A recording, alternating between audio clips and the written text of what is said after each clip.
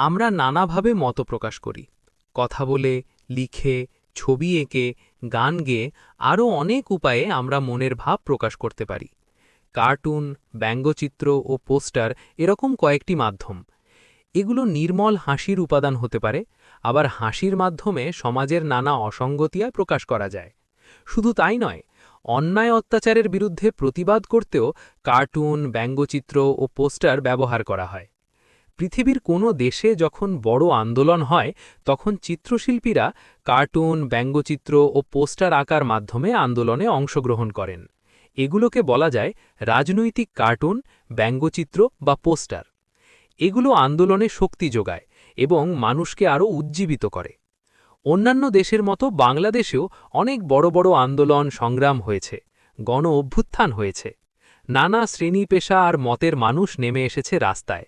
তখন আমাদের চিত্রশিল্পীরাও এগিয়ে এসেছেন। তারা মিছিল, মিটিং করেছেন, অন্যদের সাথে নানা কর্মসূচি পালন করেছেন। তবে অন্যদের চেয়ে আলাদা একটা কাজও করেছেন তারা। কার্টুন, ব্যঙ্গচিত্র ও পোস্টার এঁকে আন্দোলনকে শক্তিশালী করেছেন।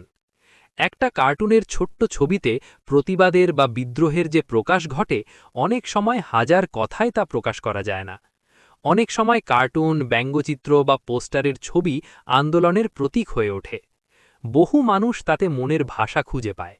আন্দোলন গড়ে ওঠার জন্য সেগুলো শক্তিশালী মাধ্যম হিসেবে কাজ করে। ৬৯-এর গণ অভ্যুত্থান থেকে শুরু করে ২০২৪ সালের জুলাই গণ অভ্যুত্থান পর্যন্ত বারবার এটা দেখা গেছে। এসব আন্দোলন সংগ্রামে বহু কার্টুন, ব্যঙ্গচিত্র ও পোস্টার আঁকা হয়েছে। জুলাই গণ অভ্যুত্থানের সময় সারা দেশের দেয়ালে দেয়ালে অসংখ্য গ্রাফিটি আঁকা হয়েছে। ৬৯-এর গণ অভ্যুত্থানের সময় শেখ তোফাজ্জল হোসেনের আঁকা একটি কার্টুনে দেখা যায় একটি গরু ঘাস খাচ্ছে পূর্ব পাকিস্তানে, কিন্তু তার দুধ চলে যাচ্ছে পশ্চিম পাকিস্তানে। তখন আমাদের দেশের নাম ছিল পূর্ব পাকিস্তান। আমাদের দেশকে পশ্চিম পাকিস্তানি শাসকেরা শোষণ করত। শোষণের কথাটা তিনি এভাবে প্রকাশ করেছেন। ১৯৭১ সালের মুক্তিযুদ্ধের সময় নিতুন কুণ্ডুর আঁকা একটি পোস্টার সদা জাগ্রত বাংলার মুক্তিভন্নি বিভিন্ন স্থানে লাগানো দেখলে সাধারণ মানুষ আশার আলো দেখতে পেত, আর পাকিস্তানি সৈন্যরা ভয় পেত। ১৯৯০ সালে স্বৈরাচার বিরোধী গণ অভ্যুত্থানের আগে দেশ আজ বিশ্ব বেহায়ার খপ্পরে শিরোনামে একটি ব্যঙ্গচিত্র এঁকেছিলেন পটুয়া কামরুল হাসান।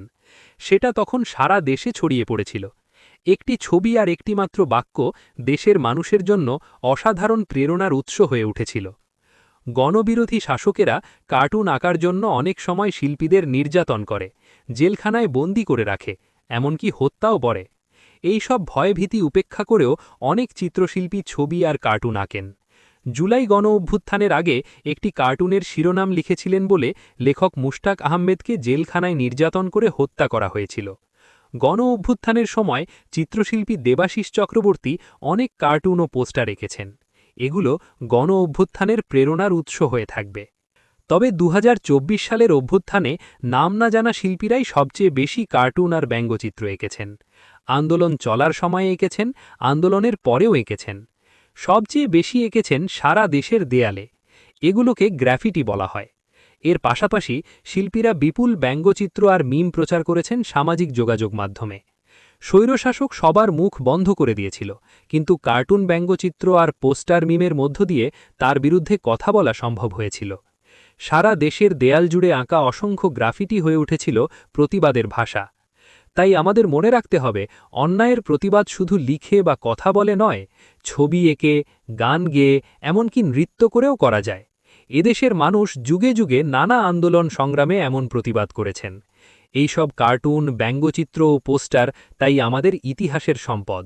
এগুলো আন্দোলনের স্মৃতি ধরে রাখবে, নতুন দিনের নতুন প্রয়োজনে আমাদের নতুনভাবে জাগিয়ে তুলবে।